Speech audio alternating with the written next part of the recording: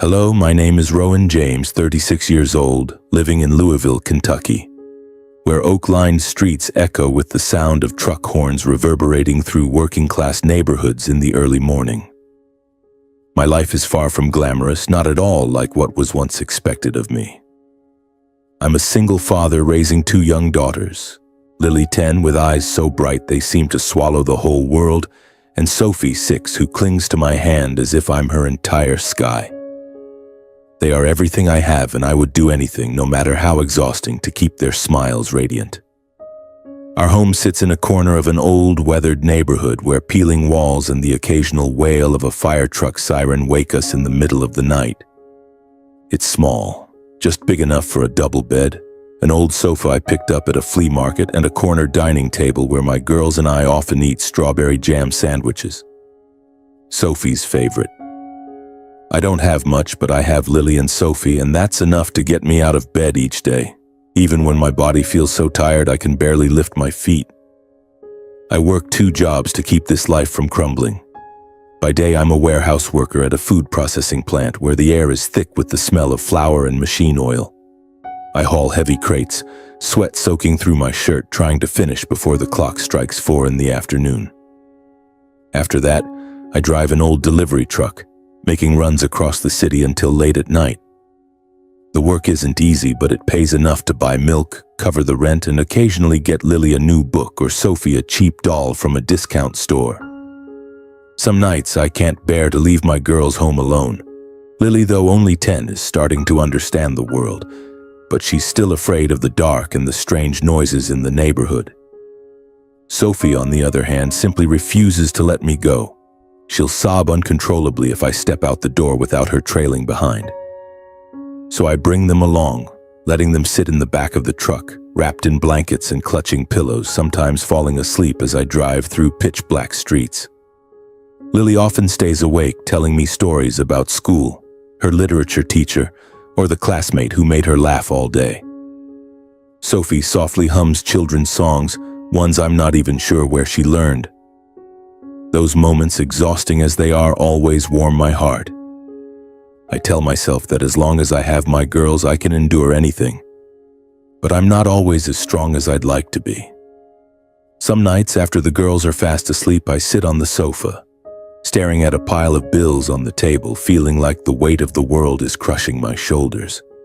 I'm not always the perfect father. Once I yelled at Lily just for spilling a glass of milk, a small mistake that pushed me over the edge because of the stress.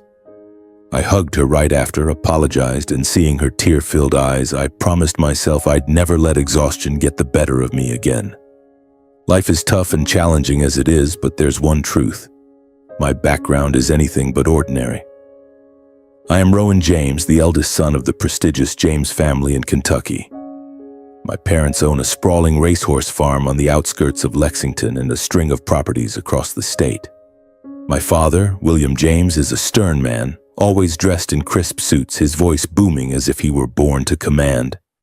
My mother, Margaret, is the epitome of elegance, with her silk dresses and sharp gaze that can make anyone feel small if she chooses. They live for reputation, for the legacy of the James family, a name tied to thoroughbred horses and lavish parties. I was once part of that world, raised with the expectation that I'd take over the farm, marry a woman from high society, and keep the family name shining brightly. But I shattered those expectations when I met Amanda, 11 years ago. Amanda was a waitress. She worked at a small cafe near the farm, where I'd stop for a black coffee after writing sessions. She had nothing but a genuine smile and eyes as bright as autumn. Her family was poor. Her father a mechanic, her mother a school janitor. But to me, Amanda was everything. I loved the way she laughed, the way she shared little stories about the cafe's customers, and how she always found joy in the simplest things. My parents didn't accept her.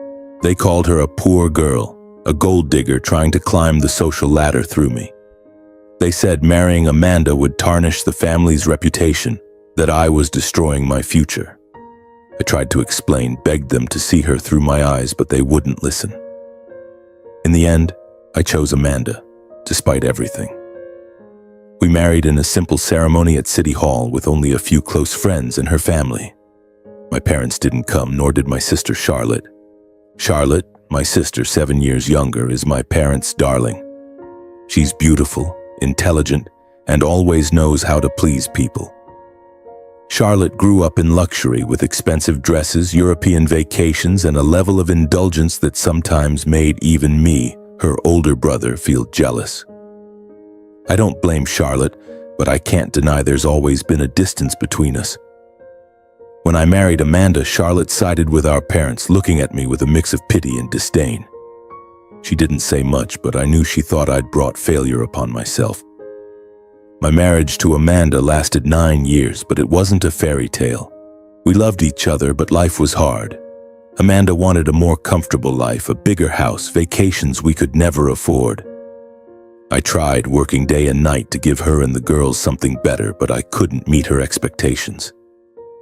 2 years ago, Amanda left me. She stood at the door, suitcase packed, and told me in a cold voice that she'd been wrong to think I'd inherit the family fortune. "I thought you'd be my way out, Rowan," she said, her eyes devoid of warmth. "But you have nothing." She left with a wealthier man, leaving me with Lily and Sophie and a broken heart. In the days after she left, I fell apart and questioned everything.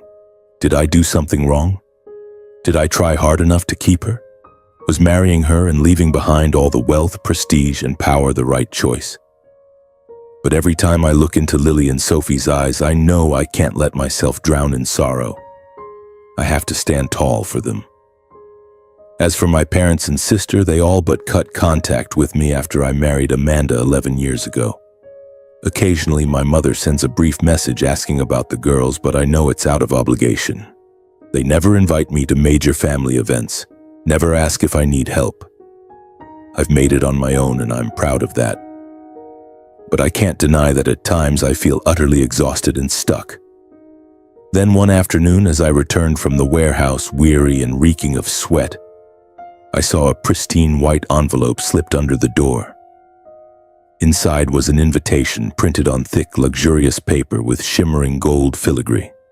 It was for Charlotte's wedding to Henry Caldwell, the son of a family that owns Kentucky's largest hotel chain. The wedding would take place at a lavish hotel in Lexington, and I was invited, along with Lily and Sophie. I held the invitation, my fingers tracing the gilded letters, and felt a wave of emotion surge within me. I know I'm not truly welcome, but a part of me still hopes. Hopes that this could be a chance to mend things with my family, for Lily and Sophie to grow closer to their grandparents and Aunt Charlotte. But deep down, I know that's unlikely. I looked through the crack of the door where Lily and Sophie were playing with puzzles on the cramped bed, their laughter ringing out like a melody. I wondered if I should take them to a place where I knew we'd be looked down upon. I called Lily and Sophie over. "Girls," I said, trying to keep my voice gentle, "Aunt Charlotte is getting married. Grandma and Grandpa invited us to the wedding. Do you want to go?" Sophie's eyes lit up as if I'd just promised a trip to an amusement park. "A wedding? Will there be cake, Daddy? Will there be dancing?" She bounced up and down, her messy blonde hair swinging. I couldn't help but laugh despite the heaviness in my chest. Sophie always found joy so easily, even in the smallest things. Lily, on the other hand, tilted her head, her big brown eyes studying me intently. At 10 years old, she sometimes seemed wiser than I was. "Do you want to go, Daddy?" she asked, her voice soft but sharp, as if she sensed something was off. I hesitated. I wanted to say no, to confess that I was afraid to step back into my parents' world, where I'd always been seen as an outsider. But I couldn't say that to Lily. She deserved to know more about her family, no matter how distant they were. "I think it'll be fun," I said, forcing a smile. "There'll be flowers, music, and definitely cake for Sophie." Lily nodded, but I knew she wasn't entirely convinced. She pulled Sophie close, whispered something, and then they both shouted in unison, "Let's go, Daddy!" Their laughter made me forget my worries, if only for a moment. I made up my mind. We would go, not to prove anything to my parents or Charlotte, but because I wanted Lily and Sophie to have a special day.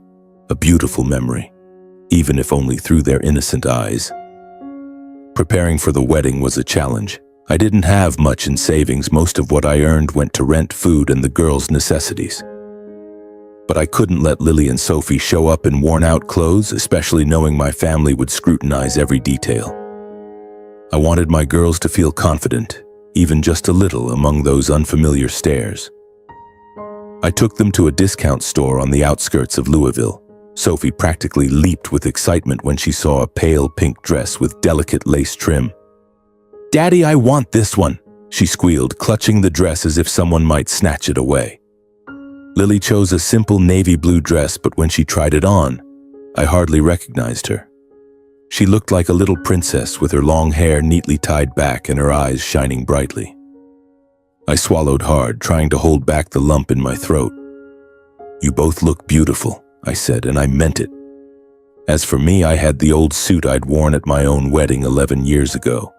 It was a bit tight at the shoulders and frayed at the elbows, but it would do. As long as my girls were respected and cherished, that was enough for me. In the mornings leading up to the wedding, I'd stand in front of the mirror, adjusting my tie and studying my face, now weathered like a wilted lemon, etched with wrinkles from years of hardship. But I told myself I didn't need to look perfect. I just needed to be there for my girls and for the faint hope that my family might see me differently. The day of the wedding arrived, and the Lexington sky was clear, not a cloud in sight.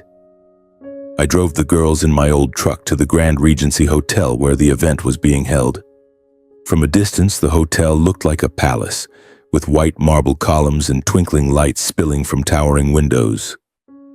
I felt out of place the moment I stepped out of the truck, as a valet gave my worn suit a fleeting, disdainful glance. I held Lily and Sophie's hands and led them through the grand lobby where enormous bouquets of white roses were neatly arranged and servers in crisp black and white uniforms glided by like part of a choreographed dance. Inside the banquet hall, the atmosphere was steeped in opulence. The tables were draped in white silk, adorned with gleaming silver cutlery and expensive wine glasses. The guests, all from Kentucky's elite, chatted animatedly, their laughter echoing like an unending symphony.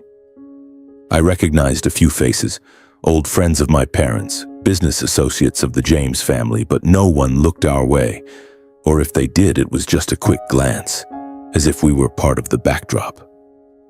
We were ushered to a table in a far corner near the service area where waiters bustled in and out. I could sense the deliberate placement.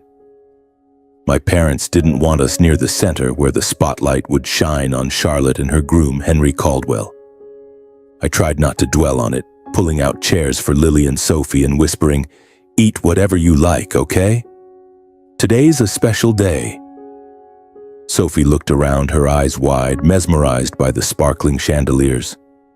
"Daddy, this place is like a castle," she exclaimed, drawing a few glances from the nearby table. I smiled, but a heavy feeling was growing inside me. Lily, more perceptive, sat quietly, clutching the hem of her dress. I knew she sensed the distance even if she didn't say it. The reception began with soft music from a live orchestra.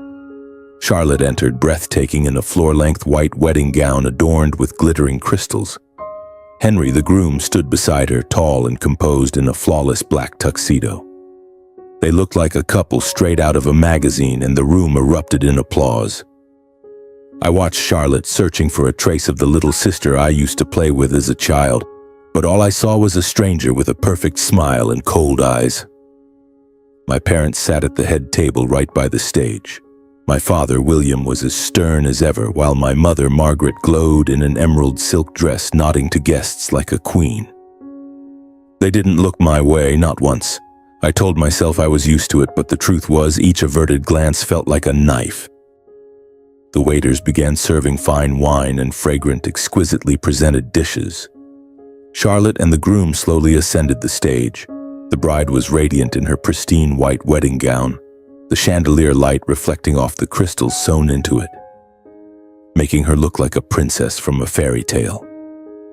Applause erupted, and I saw my parents, William and Margaret, seated at the head table, holding their heads high as if this were the proudest moment of their lives.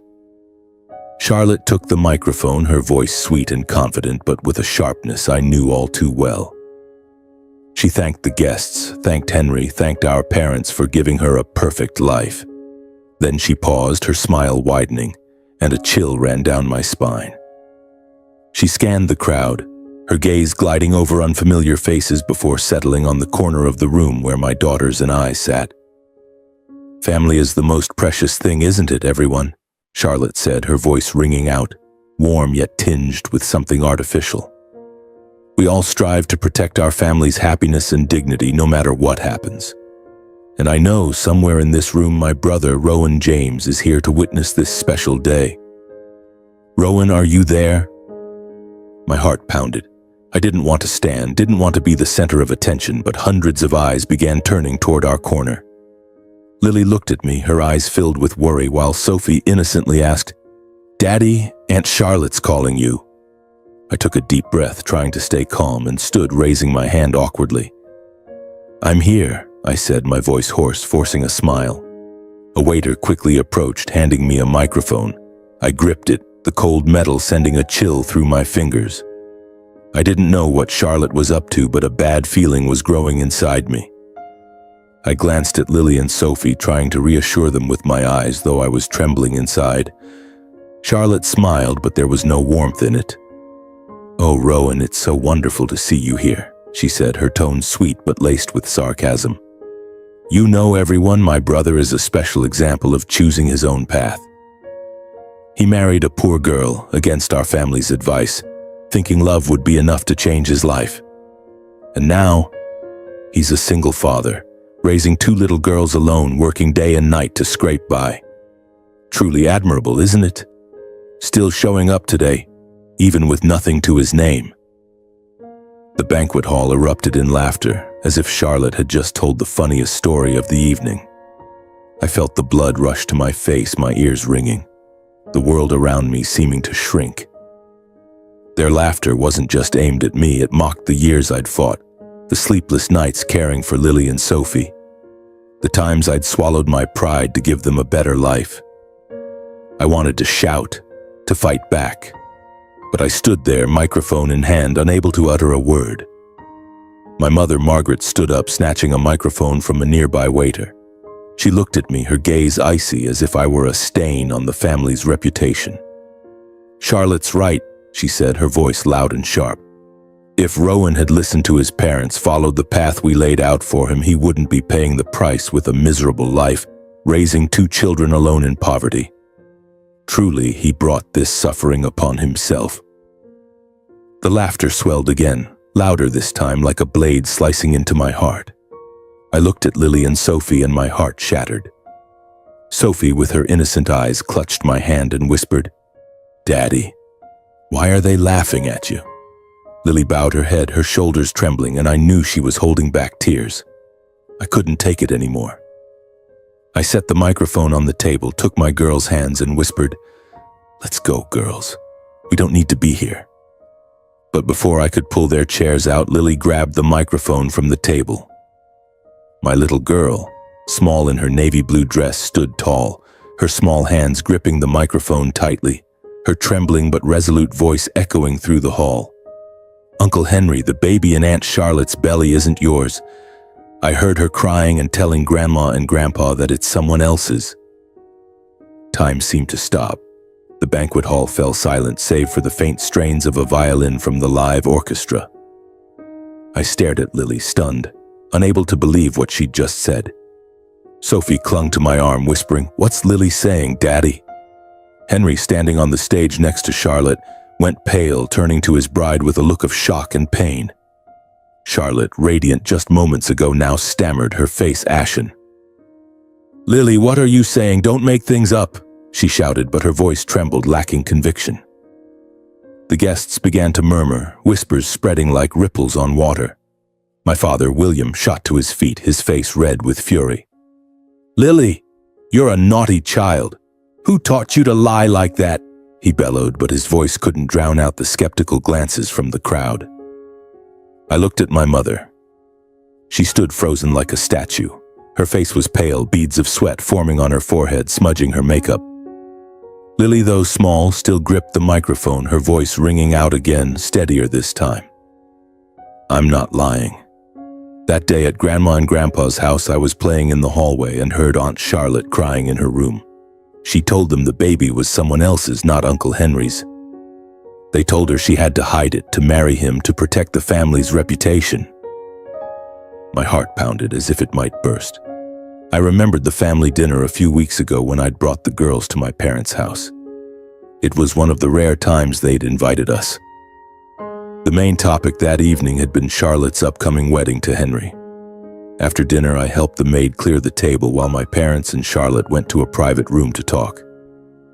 Lily must have been playing nearby and overheard their conversation.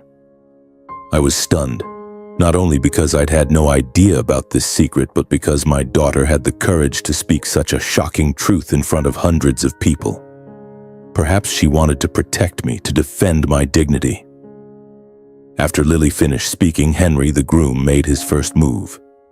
With the calm and refined demeanor of a well-educated heir, he slowly stepped down from the stage, walked toward our table, and knelt to meet Lily at eye level. "Are you sure, Lily?" he asked, his voice low but not angry, as if he were trying to stay composed amidst a storm. Lily nodded, her eyes welling up but resolute.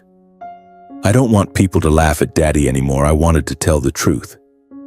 "Thank you, Lily," Henry said, his voice steady but with a faint tremble, as if he were holding back a wave of emotions. "You're very brave."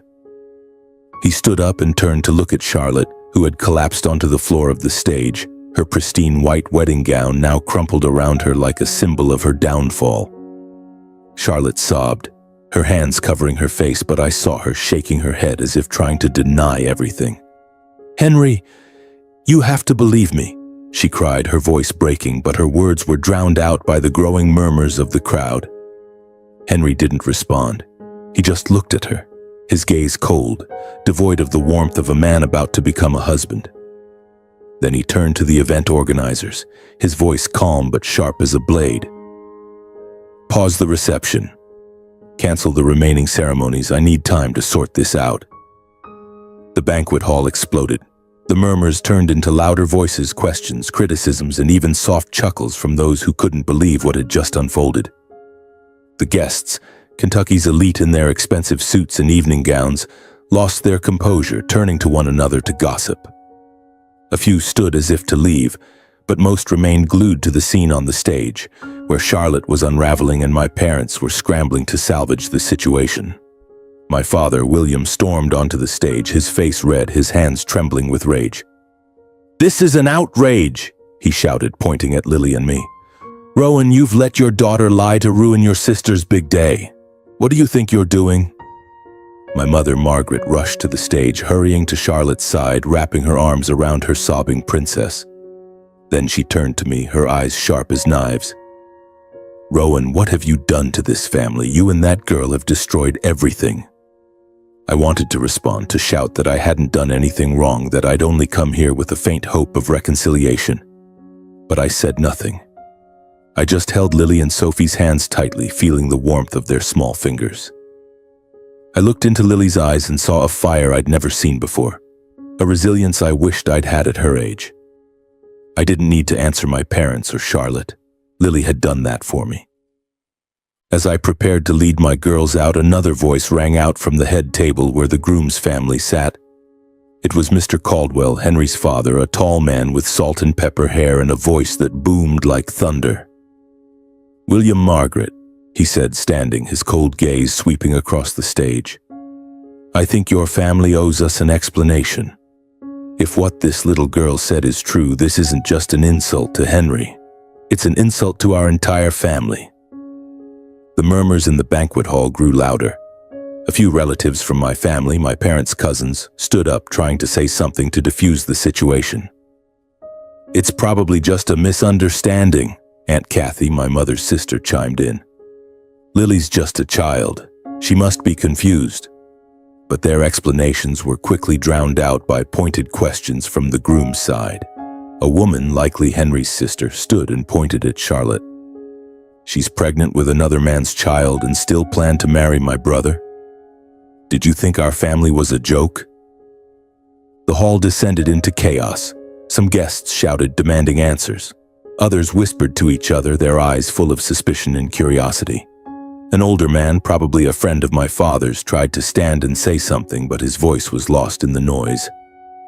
Charlotte, no longer the radiant princess, sat crumpled on the stage, sobbing, trying to grab Henry as he walked past. "Henry, please," she begged, her voice breaking.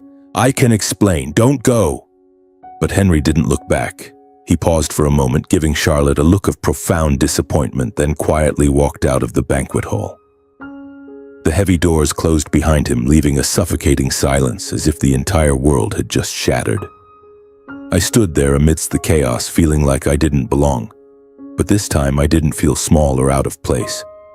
I looked down at Lily, still clutching the microphone, her face flushed but her eyes unwavering. Sophie, though not fully understanding what was happening, hugged me tightly and whispered, "Daddy, can we go home?" "Yes, sweetheart," I said, my voice hoarse. I took my girls' hands and led them away from the table, past the curious stares and whispers. As we stepped into the lobby, I caught sight of Henry standing outside, lost in thought, staring into the distance. Then he turned to us. His gaze wasn't the pity or contempt I was used to from my family, but a quiet respect. He gave a slight nod, as if to say he understood that he saw my worth, even if only through Lily's actions. As we walked to the parking lot, the chaos continued behind us. I heard my mother shouting, trying to defend Charlotte, and my father barking at someone. My family's relatives were attempting to explain things to the guests, but no one was really listening. The James family, with all their prestige and glamour, was crumbling under the scrutiny of hundreds of eyes. I drove back to Louisville in silence, with only the faint sound of an old country song playing on the radio. Lily and Sophie sat in the back, Sophie fast asleep with her head resting on her sister's shoulder.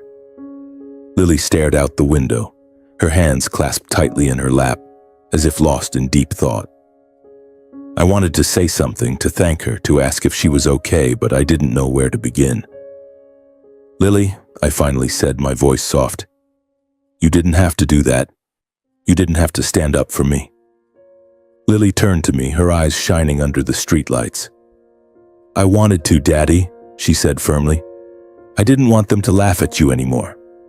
I know how hard you work and you're the best dad. I just wanted them to see that." I swallowed hard, my throat tightening. "You made me so proud," I said, and I meant it. "But you don't need to worry about me. I'm okay." Lily smiled, a small but meaningful smile. "I know, but I wanted you to know that I'm okay too. And I'll always protect you, just like you protect me and Sophie." I didn't say anything more. I just gripped the steering wheel, trying to hold back tears. I didn't leave the reception feeling triumphant, as if I'd defeated my family or proven something. Instead, I felt a newfound confidence, a certainty that I didn't need my parents' or Charlotte's approval to know my worth. Lily, with her courage, had shown me that. She didn't just protect me. She reminded me that I'd raised my girls right, that love and honesty were what truly mattered. When we got back to our small apartment in Louisville, I carried Sophie to bed and tucked her in. Lily sat on the sofa hugging a pillow, and I sat beside her. "Do you want to tell me what happened?" I asked. "What you overheard at Grandma and Grandpa's?" Lily nodded, her voice soft but clear. "That day when we visited their house, I was playing in the hallway. I heard Aunt Charlotte crying in her room. She told Grandma and Grandpa that she was pregnant, but it wasn't with Uncle Henry. She said it was with another man, someone she'd met before. They told her she had to hide it, that Uncle Henry couldn't know because if he did, the family would lose everything." I listened, feeling a mix of anger and sadness. Anger that my parents chose reputation over truth, sadness for Charlotte, who, despite hurting me, was still my sister. But above all, I was proud of Lily for choosing to stand up for what was right, even at just 10 years old. "You did so well, Lily," I said, pulling her into a hug. "I'm so proud of you." In the days following the wedding, our small apartment in Louisville felt quieter than ever. The radio still played old country songs, Sophie's chatter about her dolls filled the air, and Lily's soft reading from her corner of the room remained familiar sounds. But something was different. It wasn't that the world outside had changed, it was a lightness I felt, as if a heavy stone had been lifted from my chest. Lily, with her courage, had not only defended me against my family's mockery, but also shown me that I didn't need anyone's validation to know who I was. I didn't hear directly from my parents or Charlotte, but whispers from old acquaintances found their way to me. Charlotte's wedding had been canceled. Henry, true to his principled nature, demanded a DNA test right after the reception. The results confirmed what Lily had said. The baby in Charlotte's womb wasn't his. He cut off all contact with her, and the Caldwell family, with their pride and prestige, publicly condemned the James family for trying to conceal the truth. The James name, once a symbol of glamour in Kentucky, became the subject of gossip, not for its wealth or power, but for its deceit. I didn't feel joy at their downfall. They were still my family, however distant, but I also didn't feel guilt. I'd spent too many years trying to reconcile, hoping one day my parents would see me differently. Now I realized I didn't need that anymore. I had Lily and Sophie, and that was all that mattered. One morning, about a week after the wedding, I was preparing breakfast, toast with strawberry jam for Sophie, black coffee for me, when the doorbell rang. I wiped my hands on my apron, opened the door, and saw my mother, Margaret, standing there with Charlotte. My mother still carried her regal air, but her eyes were weary and the lines on her face seemed deeper. Charlotte, in stark contrast, looked like a shadow of herself. Her golden hair was disheveled and her eyes were swollen from crying. I stood still, unsure of what to say, gripping the doorknob to steady myself. "Rowan," my mother said, her voice sharp but trembling slightly. "What have you done to this family? You and that girl, Lily, have destroyed everything. Our reputation, Charlotte's future, all gone because of that child's mouth." Charlotte stepped forward, pointing at me, her voice breaking with anger and pain. "Who do you think you are, Rowan? You let her say those things in front of everyone. Do you know what I've lost? Henry won't even look at me. This is all your fault and hers." I felt the blood rush to my face, but this time I didn't stay silent. I looked straight into Charlotte's eyes, then at my mother, my voice calm but firm. "No, Charlotte, it's not me or Lily who destroyed anything. You chose to lie. You and Dad chose to hide the truth to protect the reputation you value above everything else. Lily only spoke the truth, and I'm proud of her for it." My mother's jaw dropped, as if she couldn't believe I dared to talk back. "How dare you speak to me like that?" she shouted. "You who abandoned this family to chase after a worthless girl, only to be left behind and live like this? You think you're noble." I took a deep breath, feeling the anger but also a newfound confidence. "Mom, I've lived for my daughters, for Lily and Sophie. I don't need you or anyone else to tell me who I am.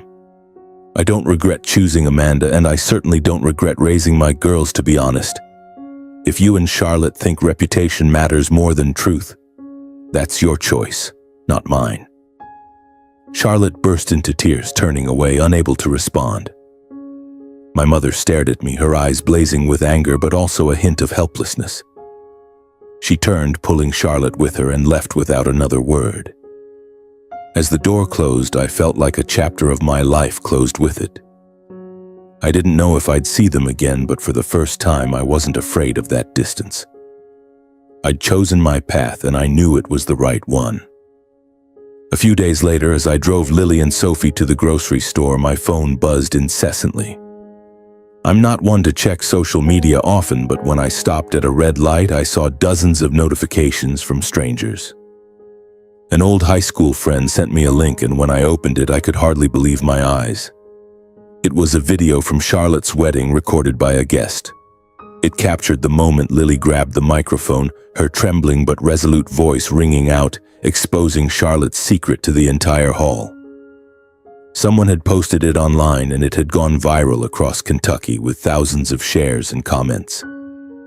I read through the comments, my heart beating faster with each one. This father raised an incredible girl. Her courage is astonishing. Rowan James is a respectable dad. Despite his struggles, he raised honest and strong children. This girl is a gem. The James family should be ashamed for looking down on them. My throat tightened. I wasn't used to praise, especially not on social media where words are often fleeting. But these comments weren't just praise, they were validation, encouragement from strangers who knew nothing about me beyond that moment with Lily. I turned to look at her, sitting in the back, reading an old book I'd bought her from a discount bookstore. "Lily," I said, my voice hoarse, "people are talking about you online." Lily looked up, her big eyes wide with surprise. "Talking about what, Daddy?" I handed her the phone, and as she read the comments, her face flushed. "Daddy, they're calling you a great dad," she said, smiling. "I told you, you're the best dad ever." Sophie, overhearing us, chimed in. "I want to be on the internet too." I laughed, pulling her into a hug. "You don't need to, Sophie. You and your sister have already made me so proud." The video didn't just bring praise. In the weeks that followed, amazing things started happening. A local charity reached out, offering financial support to help us cover living expenses. A Louisville trucking company offered me a job with better pay and more flexible hours so I could spend more time with Lily and Sophie. Even a few kind strangers sent gifts to our home. Books for Lily, toys for Sophie, and handwritten cards filled with encouragement. One letter from an elderly woman in Lexington touched me the most. "Thank you for raising a girl like Lily. She reminds me that honesty still matters in this world." Our life became easier. I no longer had to juggle 2 jobs or stay up all night worrying about bills. We still lived simply. Our apartment still had cracked walls and worn furniture, but it no longer felt heavy. In the evenings, the girls and I would sit together on the sofa, eating cookies and watching cartoons. Sophie loved Frozen best, while Lily always picked Matilda, saying she wanted to be smart and strong like the main character. Those moments, simple as they were everything I'd ever dreamed of. My girls were growing up not just in their thoughts, but in the way they talked about bigger things. One evening, as we munched on cookies, Lily suddenly asked, "Daddy, why is honesty so important? Is telling the truth always good?" I thought for a moment, trying to find a simple yet meaningful explanation. "Honesty is like a lantern, Lily," I said.